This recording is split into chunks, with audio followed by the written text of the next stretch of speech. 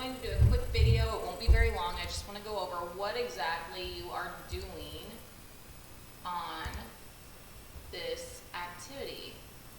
All right.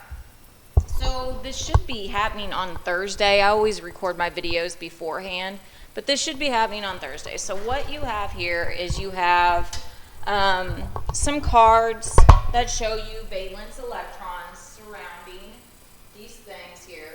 Now in class, what I'm going to have them do is I'm going to have them cut out these cards so that they can move them around. And I'm going to have them then move them around and build a structure. So for instance, CH4. If I'm looking at this, I have my carbon, and what I'm going to do is when these are cut out, I'm going to put a hydrogen here.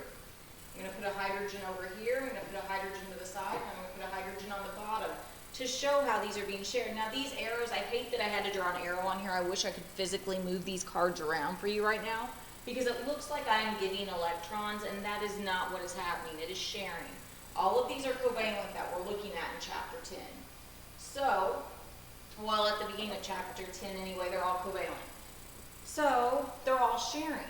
So, how I would write this is, and I'm going to tell them if they want another colored pen or colored pencil or whatever, they can. But this is how I would write this.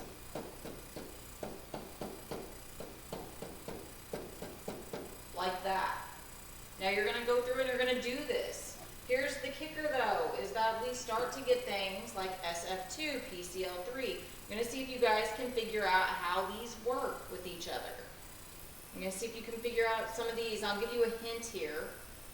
So ClO3. So what you have is you have a chlorine, you have this, and you have 3 oxygens.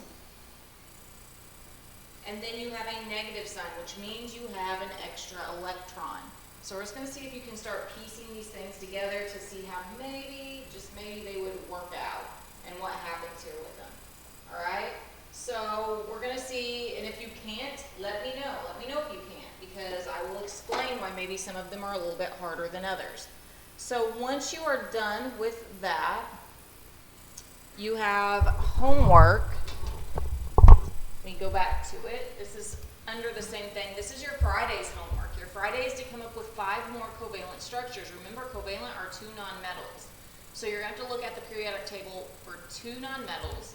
And we can see where sometimes it's not just 2 stuck together like SEBR or something like that. Like it's not. You're going to have to look and you're going to have to try to make them all happy and stable with their electrons. All right. So this might be a little bit difficult. So that I do this on purpose. If it is a little bit difficult and you're struggling with it a little bit, just try. This is participation. This is just points for you guys trying to do this activity. I'm going to teach you a way that will make this so much easier for you. All right. So anyways, I want you to try doing this first, and then I will teach you later next week how we can do this pretty quickly and easily.